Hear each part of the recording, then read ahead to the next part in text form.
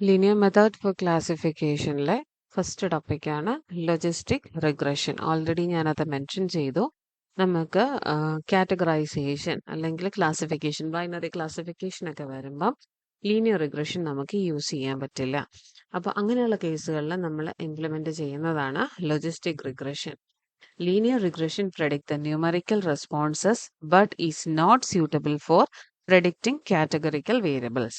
When categorical variables are involved, it is called classification problem, and logistic regression is suitable for binary classification problem. അപ്പം നമുക്ക് categorical variables വരുമ്പോൾ അല്ലെങ്കിൽ yes or no അല്ലെങ്കിൽ true or false, okay. അപ്പം നമ്മൾ പറഞ്ഞുകൊണ്ടിരുന്നത് logistic regression is suitable for binary classification problem. നമുക്ക് yes or no, true or false ഇങ്ങനെയുള്ള കേസുകളെല്ലാം വരുമ്പം നമ്മൾ ക്ലാസിഫിക്കേഷൻ പ്രോബ്ലം ആയിട്ടാണ് കൺസിഡർ ചെയ്യുന്നത്. അങ്ങനെയുള്ള കേസുകളിൽ നമുക്ക് ലീനിയർ റിഗ്രഷൻ അപ്ലൈ ചെയ്യാൻ പറ്റാത്തപ്പോൾ നമ്മൾ യൂസ് ചെയ്യുന്നതാണ് ലോജിസ്റ്റിക് റിഗ്രഷൻ. അതിൻ്റെ എക്സാമ്പിൾസ് ആണ് പറഞ്ഞിരിക്കുന്നത്. Is the mail spam or not? The answer is yes or no. This categorical dependent variable is a binary response of yes or no. അല്ലേ?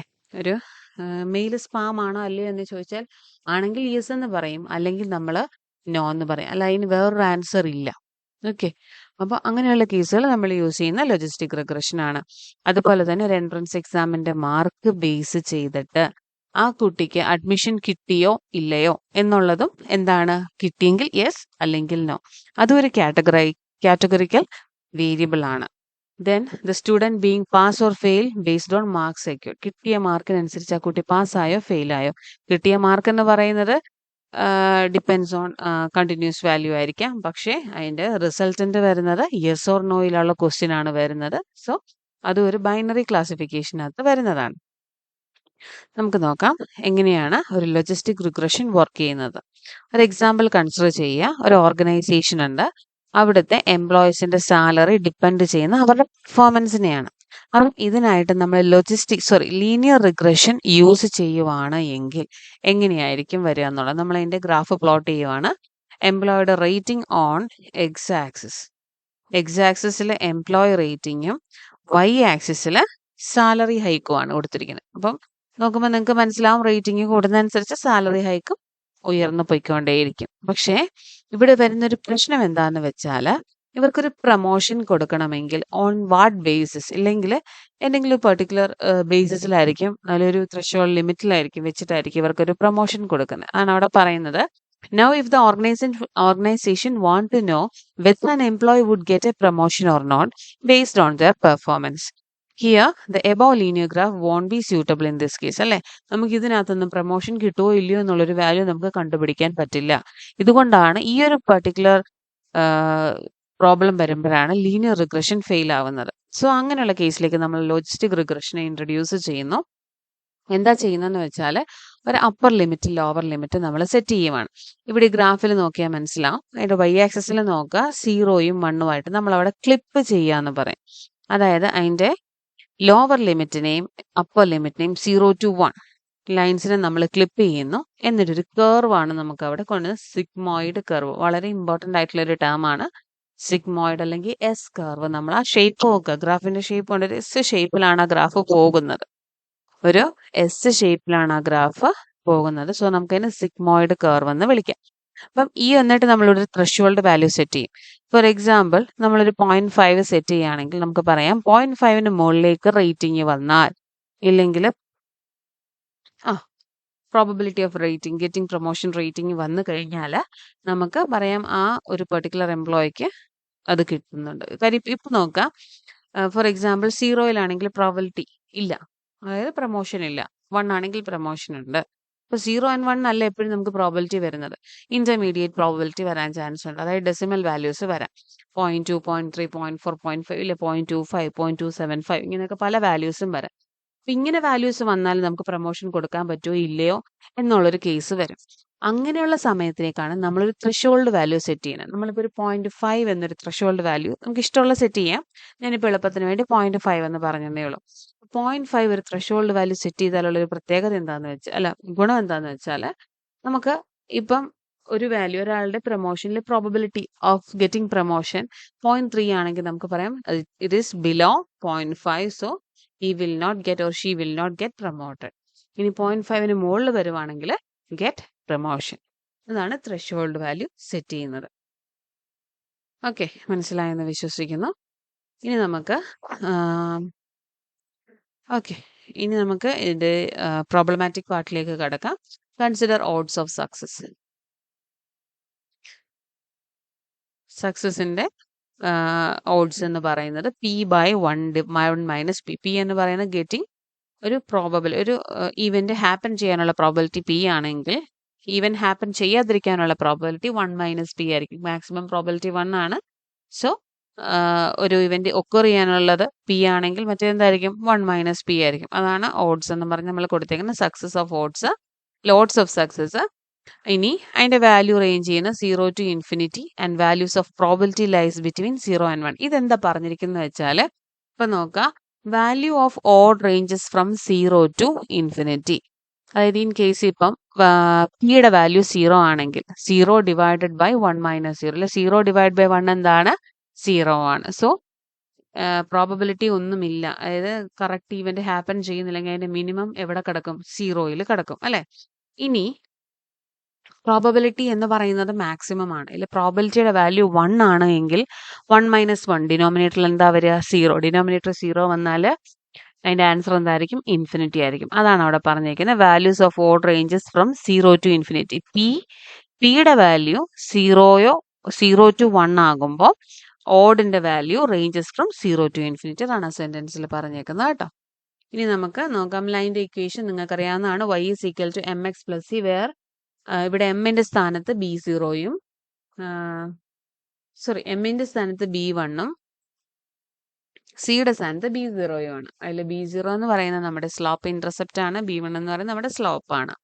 Okay, നമുക്ക് ഇതിലേക്ക് detail ആയിട്ടൊരു ഡെറിവേഷന്റെ ആവശ്യമില്ല, നമുക്ക് ജസ്റ്റ് ആ ഇക്വേഷൻ മാത്രം മതി. സോ നമ്മൾ അതിന്റെ ലോഗ് ഫംഗ്ഷൻ ഒക്കെ എടുത്ത് ലോഗ് ഓഫ് പി എഫ്, അതായത് പ്രോബബിലിറ്റിയുടെ ലോഗ് ഫംഗ്ഷൻ എന്ന് പറയുന്നത് ലൈനിന്റെ ഇക്വേഷൻ ആണ് വരുന്നത്. സോ അതാണ് അവിടെ ഇക്വേറ്റ് ചെയ്തിരിക്കുന്നത്.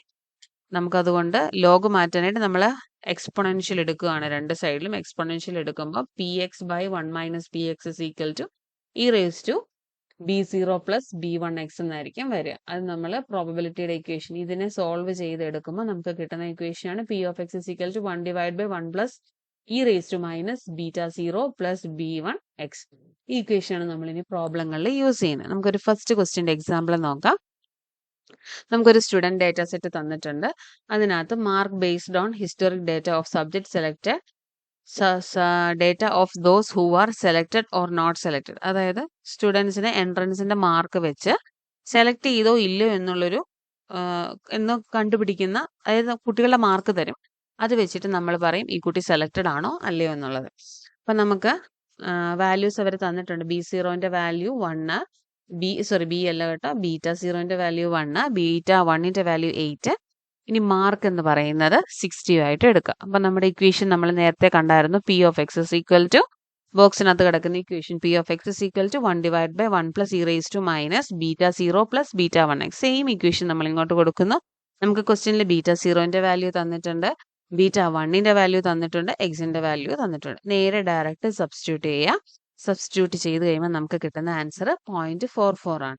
ഇനി നമ്മൾ ത്രെഷോൾഡ് വാല്യൂ 0.5 ആണ് സെറ്റ് ചെയ്തത്. അതായത് 0.5ന് ബിലോ ഫെയിലും 0.5ന് എബവ് പാസും.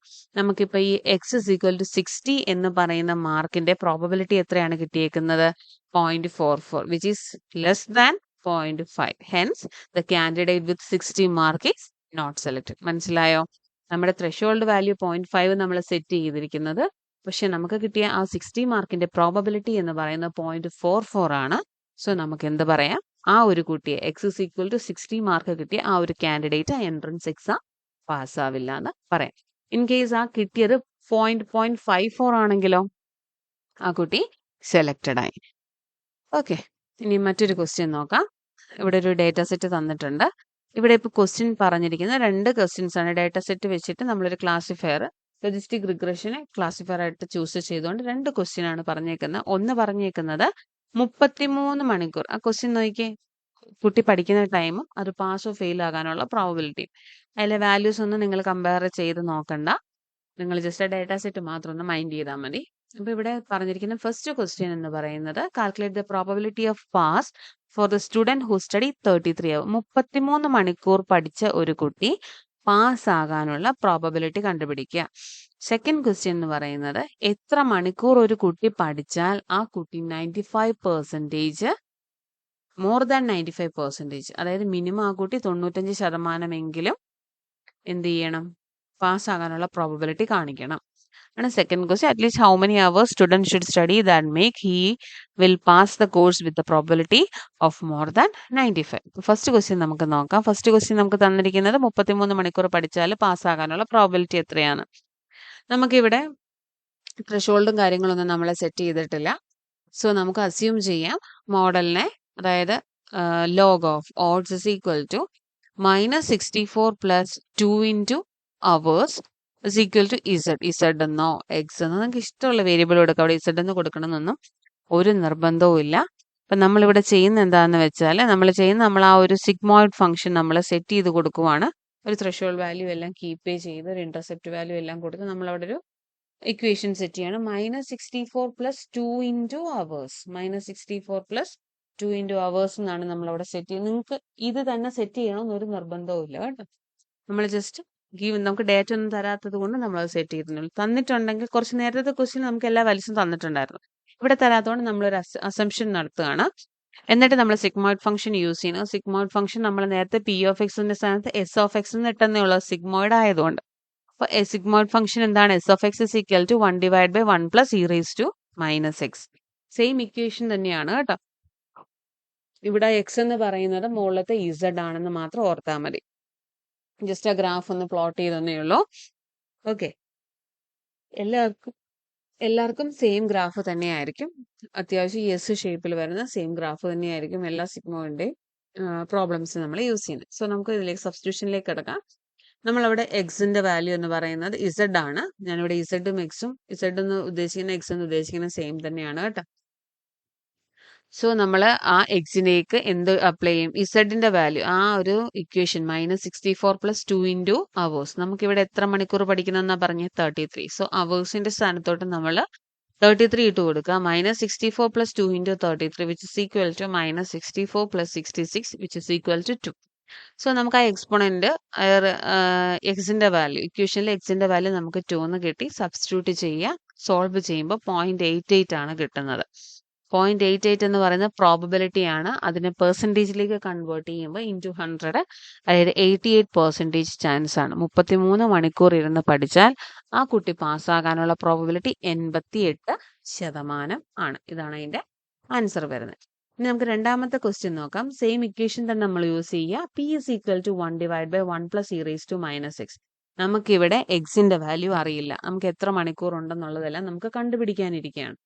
സോ നമ്മൾ എന്ത് ചെയ്യുന്നു, P is equal to 1 plus E raise to -x is equal to 95% minimum വേണമെന്ന് പറഞ്ഞു. അതുകൊണ്ട് ഈക്വൽ ടു 0.95. കാര്യം പ്രോബിലിറ്റിയുടെ ഹയർ വാല്യൂ 1 ആണ്. അപ്പൊ അതിൽ താഴെ എന്തായാലും പ്രോബിലിറ്റി വരുള്ളൂ.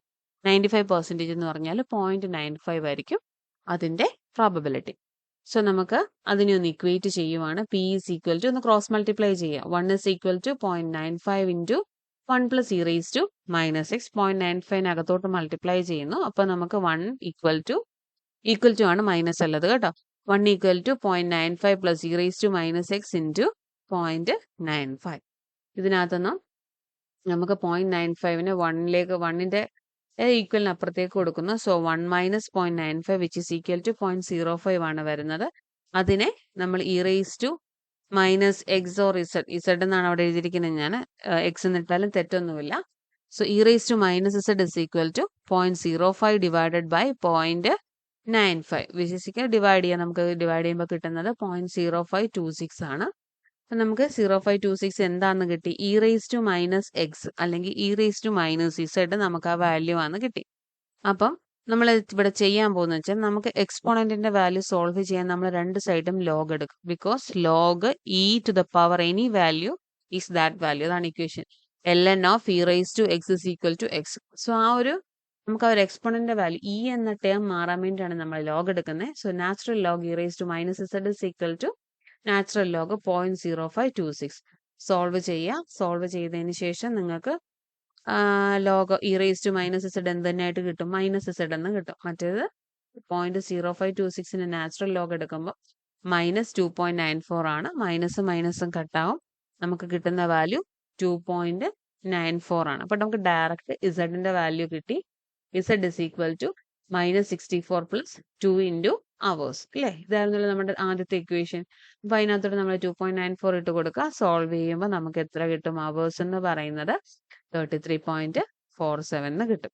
അതായത് 33 അവർ 47 മിനിറ്റും പഠിക്കുവാണ് എങ്കിൽ കുറഞ്ഞത് അത്രയും നേരം പഠിച്ചാൽ എത്ര കിട്ടും? 95% മുകളിൽ ജയിക്കാനുള്ള പ്രോബബിലിറ്റി ഉണ്ടായിരിക്കും. അപ്പോൾ ഇതാണ് ലോജിസ്റ്റിക് റിഗ്രഷൻ്റെ രണ്ട് എക്സാമ്പിൾ വരുന്നത്. ലോജിസ്റ്റിക് റിഗ്രഷൻ നമ്മൾ യൂസ് ചെയ്യുന്ന എപ്പോഴാണെന്നാണ് പറഞ്ഞത്? ക്ലാസിഫിക്കേഷൻ പ്രോബ്ലംസ് വരുമ്പോഴാണ് ലോജിസ്റ്റിക് റിഗ്രഷൻ യൂസ് ചെയ്യുന്ന. പേര് റിഗ്രഷൻ ആണെങ്കിലും ഓർക്ക് അത് ക്ലാസിഫിക്കേഷൻ പ്രോബ്ലം ആയിരിക്കും. ഓക്കെ.